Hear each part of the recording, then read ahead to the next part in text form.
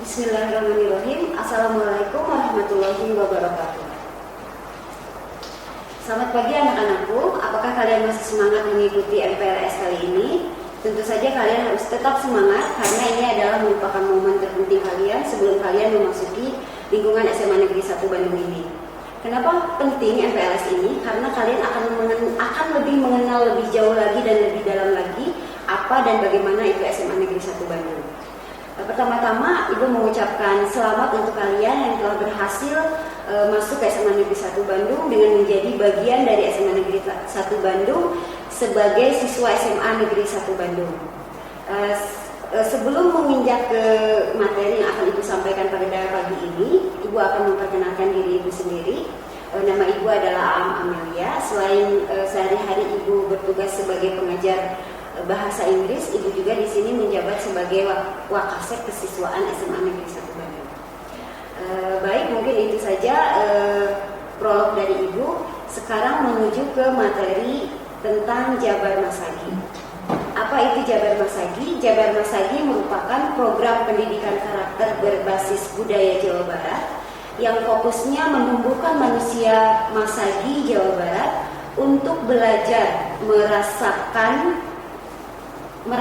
yaitu surti atau rasa, kemudian belajar memahami yaitu hati atau rasa, kemudian belajar melakukan bukti atau cipta, kemudian juga belajar hidup bersama yaitu bakti dumadi nyata untuk melayani.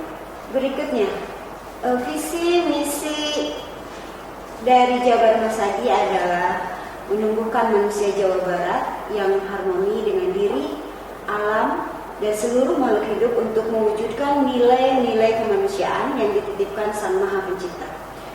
Misinya yaitu menghidupkan nilai-nilai dan potensi yang ada. Yang kedua adalah mewujudkan perubahan melalui gotong royong. Kenapa Jabar Masagi? Keluhuran nilai-nilai kearifan lokal yang belum sepenuhnya menjadi pijakan diri di masyarakat Jawa Barat, khususnya anak-anak.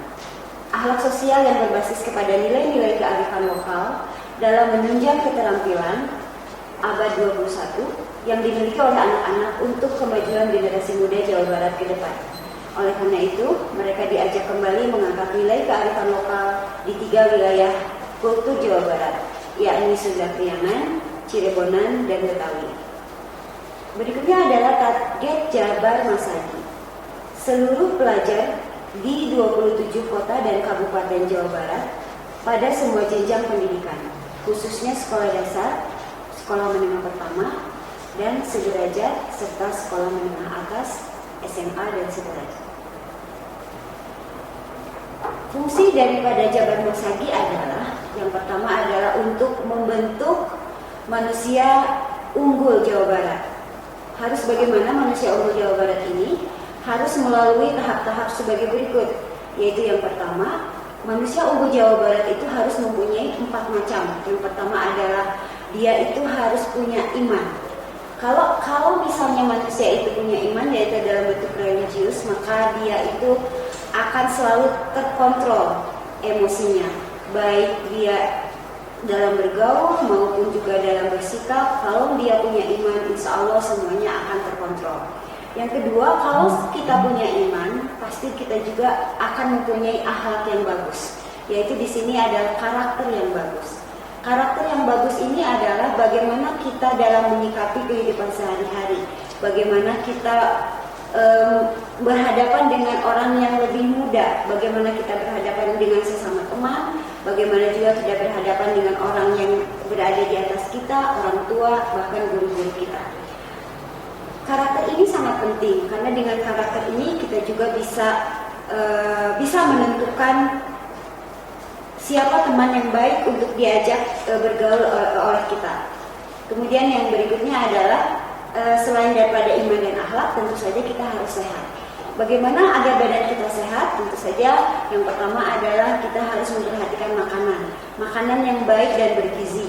Kalau jajan juga harus pilih-pilih, tidak asal jajan, tetapi diingat itu apakah itu bisa baik untuk kesehatan kita ataupun tidak. Kemudian selain juga makanan harus diperhatikan, kita juga harus olahraga. Sebagai anak muda kita harus rajin berolahraga karena kalau kalau kita sakit, maka kita tidak bisa beraktivitas sebagaimana layaknya anak-anak muda pada umumnya. Kemudian berikutnya adalah ilmu. Dengan ilmu kita akan bisa membuka jendela dunia.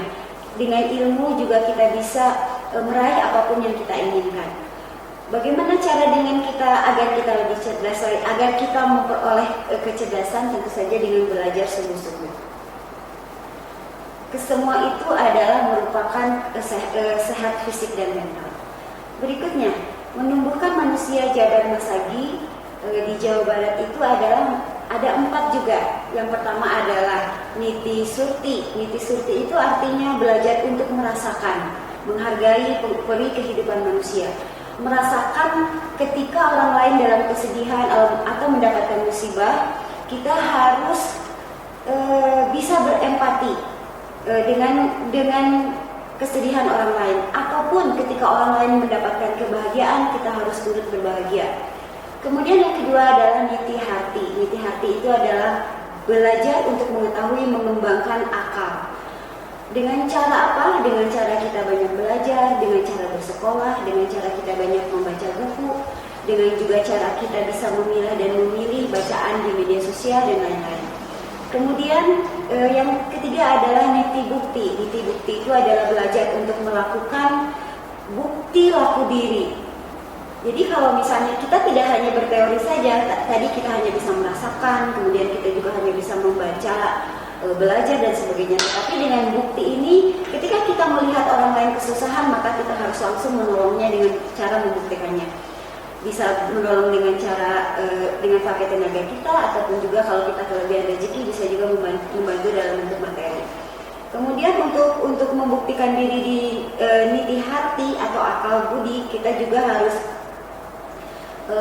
bisa mengimplementasikan dari apa-apa yang sudah kita pelajari di sekolah ataupun buku-buku yang kita pelajari sendiri dengan membaca sendiri secara otodidak. Kemudian yang berikutnya adalah niti bakti. Niti bakti adalah belajar untuk hidup bersama, berbakti kepada negeri. Sekarang mungkin di usia-usia kalian berbakti kepada negerinya itu adalah kalian dengan cara berdisiplin, dengan cara kalian bisa bersikap baik, bisa bertanggung jawab terhadap diri sendiri, bisa menghormati orang lain. Mungkin itulah bakti kalian kepada negeri ini. Atau lebih realnya lagi, ketika kalian mempunyai prestasi, misalnya kalian bisa menciptakan sesuatu. Banyak sekali di luar sana pemuda-pemudi yang berprestasi dan bisa menciptakan sesuatu untuk bisa bermanfaat di masyarakat. Nah, kalau misalnya kalian sudah kalau kalian sudah mengerti apa itu niti surti, niti hati, niti bukti, dan niti bakti, dan kemudian kalian bisa mengimplementasikannya dalam kehidupan sehari-hari, maka terakhir adalah niti jati atau niti jati sajati, yaitu sajatining Jawa Barat atau harmoni. Jadi semuanya akan harmoni, semua akan berjalan sesuai dengan seharusnya. Berikutnya, konsep Jabar Masagi. Konsep pendidikan Jabar Masagi, yaitu adalah pendidikan karakter yang dimulai dengan memperbanyak keteladanan diri pada orang dewasa. Sebelum kalian menjadi dewasa, tentu saja kalian anak-anak dulu, kemudian kalian remaja. Nah, sebelum kalian bisa menjadi contoh di nanti dewasa kelak, harus dilatih dari sekarang. Karakter yang baik itu tidak mungkin tiba-tiba menjadi baik tanpa kalian latih dari anak-anak, kemudian juga kalian remaja. Maka dari itu, sekarang mulai kalian melatih menjadi karakter yang baik supaya nanti dewasa nanti kalian menjadi teladan yang baik. Orang dewasa melakukan refleksi olah rasa, olah pikir, olah fisik, dan olah jiwa untuk menjadi manusia seutuhnya yang akan menjadi percontohan bagi anak dalam kurun waktu yang lama. Itu juga harus dilatih dari sejak dini sebelum nanti kalian dewasa. Mungkin itu saja materi Jabar Masagi dari Ibu. Terima kasih. Assalamualaikum warahmatullahi wabarakatuh.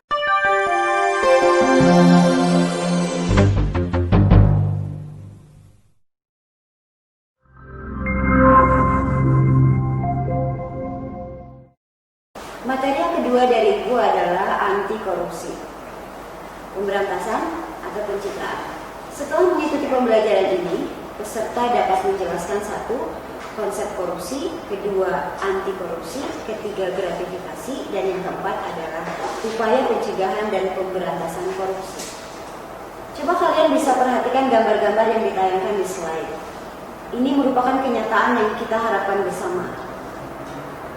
Tanah hijau, industri, kemajuan kota, dan sebagainya.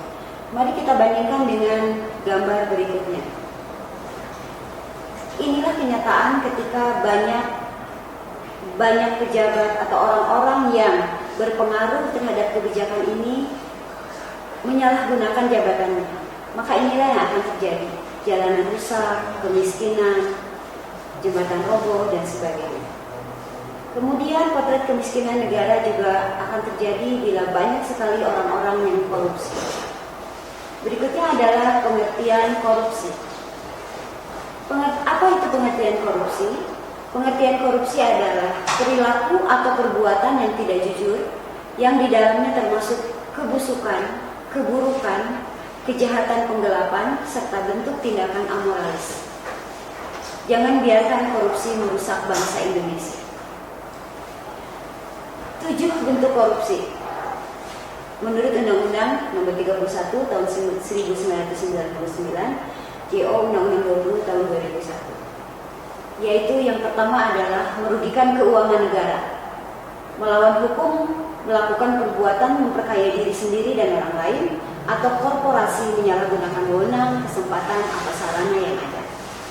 Yang kedua adalah suap menyuap, memberi atau menjanjikan sesuatu kepada orang lain karena kekuasaan atau wewenang yang berhubungan dengan jabatannya atau kapasitas dan wewenang. Berikutnya adalah penyalahgunaan jabatan. Siapapun yang memiliki jabatan dengan sengaja menggelapkan, merusak atau menghilangkan dengan sengaja barang, akta surat, atau dokumen yang diperlukan. Kemudian pemerasan. Bagian masyarakat melakukan pemerasan dengan maksud menguntungkan diri sendiri, orang lain, secara melawan hukum atau dengan kekuasaan yang memaksa orang lain untuk memberikan sesuatu kepada kita, membayar atau menerima pembayaran dengan potongan untuk diri kita sendiri. Berikutnya adalah kecurangan. Misalnya, contoh kasus, pemborong atau ahli bangunan yang pada waktu pembuatan bangunannya menjual bahan bangunan yang pada waktu penyerahan bahan bangunan, melakukan perbuatan curang yang dapat membahayakan keamanan orang atau barang atau keselamatan negara dalam keadaan perang. Berikutnya adalah gratifikasi. Gratifikasi adalah sebuah pemberian yang diberikan atas diperolehnya suatu bantuan atau keuntungan. Nilai-nilai anti korupsi. Kita akan terhindar dari perbuatan korupsi seperti tadi adalah kecurangan, ketidakjujuran, dan lain-lain. Kita akan terhindar dari itu ketika kita memiliki satu, kita memiliki kejujuran. Yang kedua, kita memiliki kepedulian terhadap sesama. Ketiga, kita memiliki kemandirian baik dari segi keuangan, dari segi ilmu pengetahuan. Kemudian kita memiliki kedisiplinan. Yang kelima adalah kita memiliki tanggung jawab, kerja keras, kesederhanaan, keberanian, dan keadilan. Cara memberantas korupsi. Dengan cara apa? Yang pertama dengan cara mengedukasi masyarakat. Apa sih sebenarnya yang bisa dikelompokkan ke dalam korupsi itu? Maka kita di situ adalah ada edukasi kepada masyarakat, kepada para remaja dan sebagainya. Yang kedua adalah memperbaiki sistem baik itu dari sistem pemerintahan maupun juga dari sistem hukum yang lebih berat terhadap orang-orang yang korupsi. Kemudian yang kedua itu adalah penindakan, itu dari segi hukum. Jadi ditindak lebih keras lagi agar orang-orang yang berniat korupsi itu berpikir berapa kali kalau misalnya hukumannya memang sangat berat. Kemudian yang berikutnya adalah edukasi anti korupsi itu dengan cara apa? Kita membiasakan integritas diri, kemudian di keluarga juga ada keteladanan keluarga, dari ayah, ibu semuanya harus menjadi teladan yang baik agar anaknya juga bisa mengikuti langkah orang tua yang jujur, berani dan tidak curang. Kemudian yang berikutnya adalah budaya organisasi. Dan ini harus dibudayakan organisasinya juga organisasi yang betul-betul jujur. Maukah kita menggunakan kekuatan yang kita miliki untuk memberantas korupsi? Tentu saja harus mau. Dengan cara apa? Dengan cara tadi kita mempunyai integritas, mempunyai keteladanan, dan kita harus masuk ke dalam organisasi yang betul-betul budayanya budaya yang baik. Tadi di atas disebutkan adalah gratifikasi. Gratifikasi adalah bukan melarang seseorang memberikan hadiah, tetapi yang dilarang adalah jika pemberian sesuatu kepada seseorang itu diduga mempengaruhi yang bersangkutan untuk melakukan atau tidak melakukan tugas dan fungsi sekarang atau di kemudian hari. Tetapi kalau kalian misalnya memberikan hadiah kepada teman atau memberikan hadiah kepada guru ketika semuanya sudah selesai, itu namanya ucapan terima kasih.